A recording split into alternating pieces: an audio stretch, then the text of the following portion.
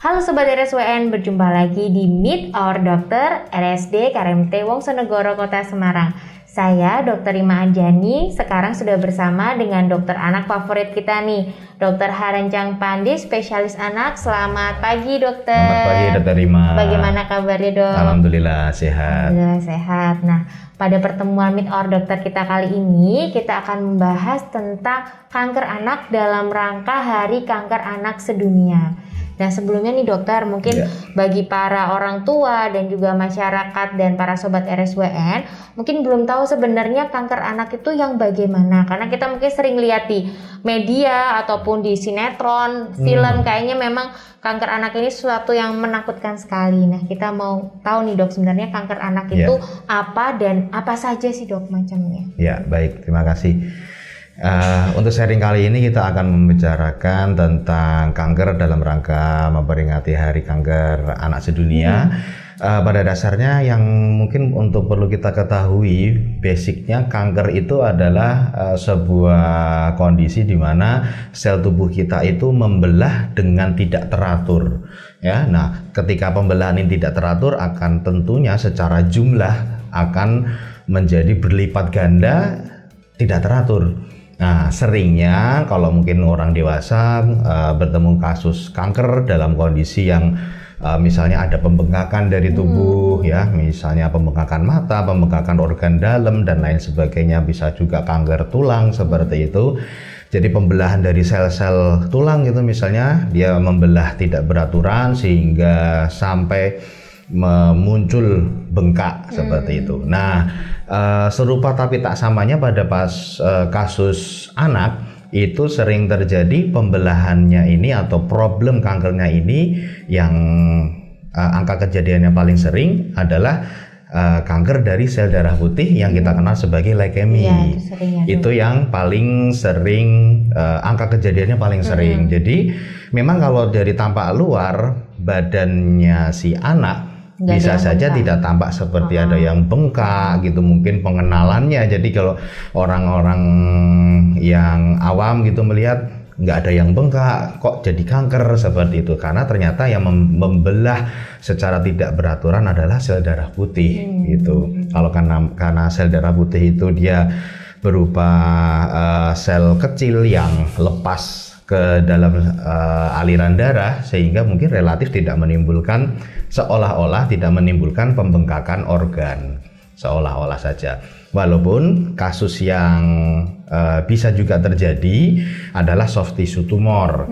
Ya, soft tissue tumor tetap bisa terjadi pada anak, seperti contohnya ada kankernya di mata, retinoblastoma, terus mungkin kanker di ginjal, tumor Wilm dan lain sebagainya. Itu tetap bisa saja terjadi dengan variasi muncul usia munculnya itu juga sangat bervariasi seperti itu.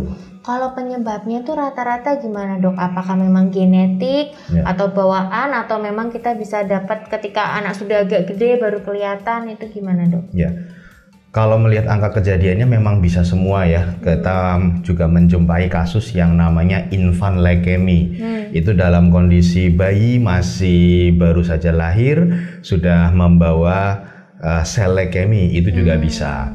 Lalu memang angka kejadian paling sering muncul pada usia-usia prasekolah, itu juga angka kejadian yang cukup tinggi untuk masalah leukemia. Adapun penyebabnya seperti halnya umumnya kasus kanker ini juga kami batasi ya. Kanker itu adalah tumor ganas gitu. Kalau sudah kanker berarti namanya tumor ganas. Kalau tumor ada yang jinak, ada yang ganas gitu. Seperti halnya kanker ataupun tumor ganas ini memang penyebabnya belum bisa dipastikan. Tetapi kalau yang kita sinyalir dan mungkin banyak penelitian yang mencoba membuktikan faktor misalnya paparan polusi, paparan makanan yang kurang bergizi, paparan makanan yang tidak higienis, tercemar dan lain sebagainya, dan juga tentunya faktor genetik. Itu membawa peran yang saat ini sedang diteliti lebih jauh, sampai sejauh mana bisa menyebabkan kanker, baru next step sejauh mana kita nanti bisa memberikan terapinya. seperti itu. Jadi dari faktor genetik juga tetap masih bisa selain dari yang faktor luar juga ya dok. Betul. Nah itu biasanya kita ngamatinnya gimana ya dok buat anak-anak kita, terutama usia prasekolah kan mungkin belum bisa ngomong mereka apa yang mereka rasakan. Itu biasanya kita ada tanda-tanda apa gitu nggak dok? Kembali lagi basic dari sebuah proses. Kita bicara leukemi ya, kita bicara kanker yang paling sering pada anak. Leukemi itu sendiri adalah sel darah putih. Sel darah putih adalah bagian dari sistem hematologi atau sistem darah di badan kita. Sehingga ketika anak-anak mulai ada muncul reaksi yang kita curigai ke arah leukemi, itu bisa datang dalam kondisi yang misalnya sering pucat, sering ada perdarahan spontan. Tentunya seperti kasus umumnya kanker ya, jadi berat badannya susah naik seperti itu. Lalu nanti kalau misalnya kita lakukan pemeriksaan standar di awal yang walaupun variasi hasilnya sangat luas, tetapi kalau muncul hasil sel darah putih yang meningkat luar biasa bisa sampai 20.000, 30.000, 50.000, 100.000 hanya untuk leukositnya saja, itu menambah kecurigaan si anak dalam kondisi kita curigai atau suspek leukemi seperti itu. Walaupun variasi kondisi penyakit yang ceritanya seperti itu ya, misalnya sering pucat, sering ada perdarahan spontan, berat badan yang turun, memang variasinya sangat banyak ya. Misalnya artinya penyakit infeksi pun bisa, problem nutrisi bisa, seperti itu. Artinya ketika ada masalah-masalah seperti itu, tidak salah untuk segera mengkonsultasikan ke tenaga medis, dokter spesialis untuk agar mendapatkan screening di awal supaya kita bisa menemukan kondisinya atau menemukan problemnya di awal sehingga kita bisa melakukan pertolongan yang lebih awal, walaupun mungkin sementara belum begitu bisa mencegah seperti itu. Kalau misalkan anak kita memang sudah demikian dok, dan kemudian sudah memeriksakan diri ke dokter juga, mungkin memang ada kemungkinan besar nih cancer lah ya, mungkin leukemi dan sebagainya. Nah sebenarnya buat harapan buat anak-anak yang mengidap kanker tuh seperti apa dok? Apakah memang obatnya sampai sekarang ini masih dicari atau sebenarnya masih bisa? Yang penting dengan pengobatan teratur, bagaimana dok? Tentunya seperti layaknya penyakit pada umumnya ya. Kalau kita berobat dengan gejala yang lebih ringan, tentunya selama menjalani pengobatan sampai ke titik sembuh akan mempunyai periode yang lebih singkat dengan respon terapi yang lebih baik daripada dibandingkan datang dalam kondisi yang mungkin cukup berat seperti itu.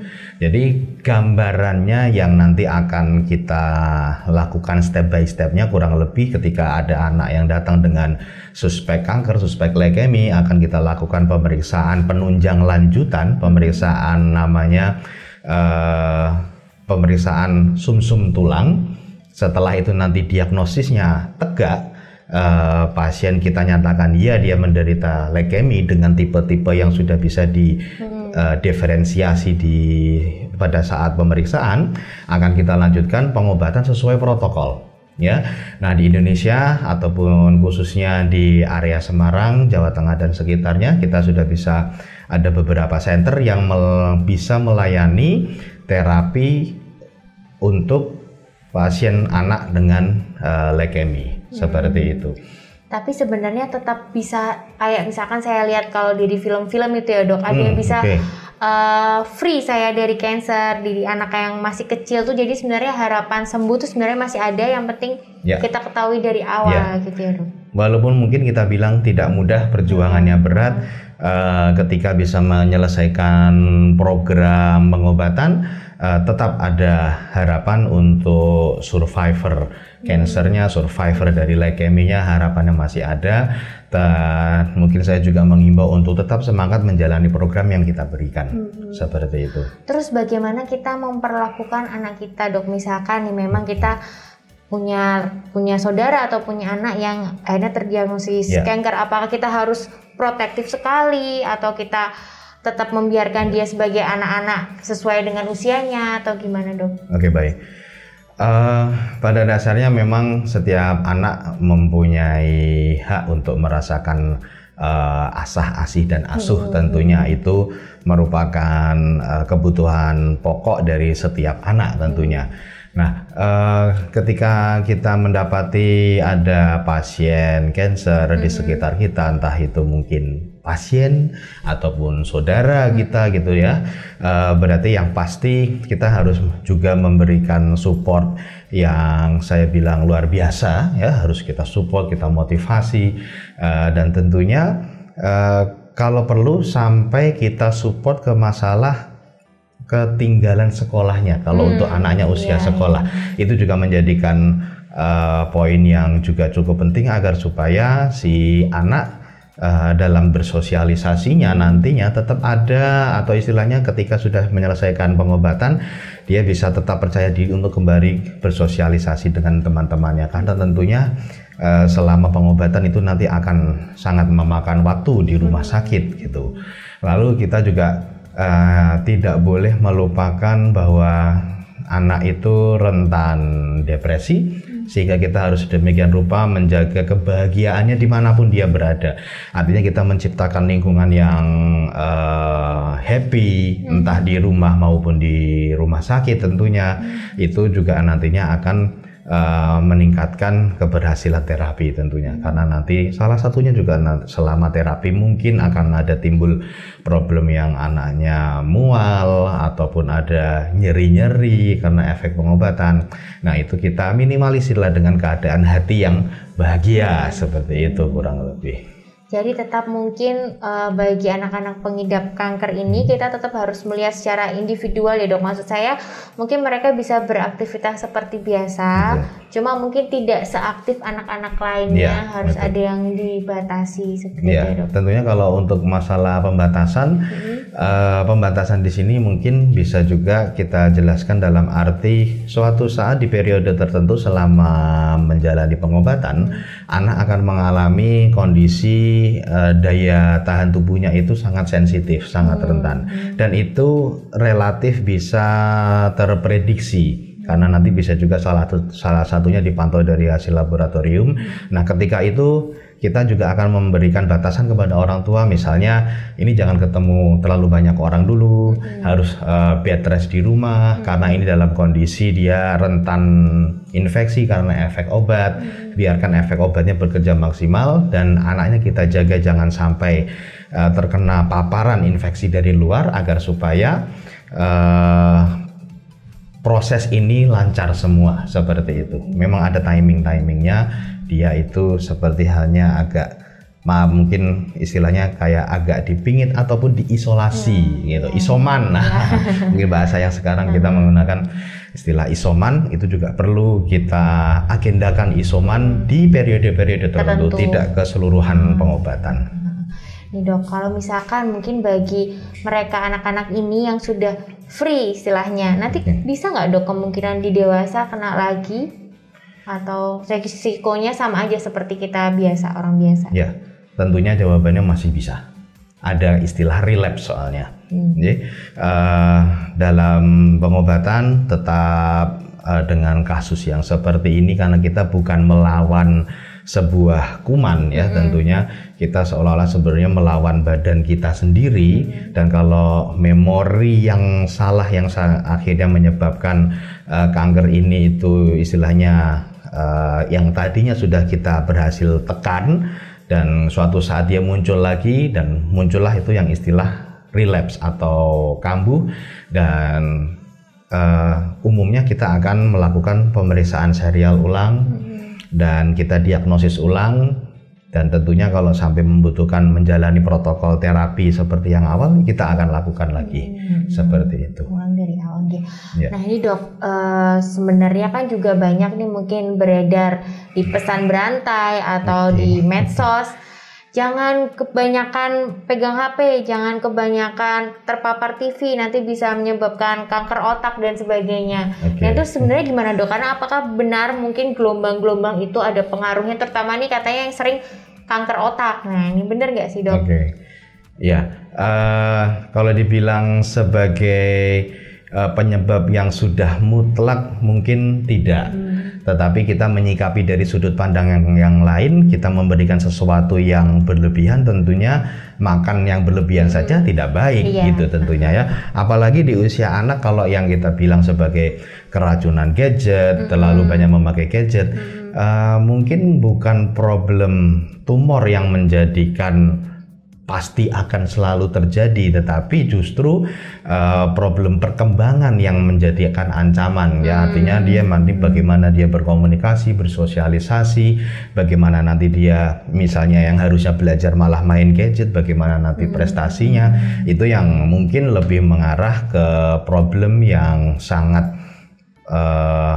mungkin terjadi dengan pemberian yang terlalu banyak, pemakaian yang terlalu banyak dari gadget dan TV. Walaupun mulai banyak peneliti yang meneliti efek gelombangnya, efek gelombang jangka panjang dari pemakaian peralatan elektronik itu bagaimana.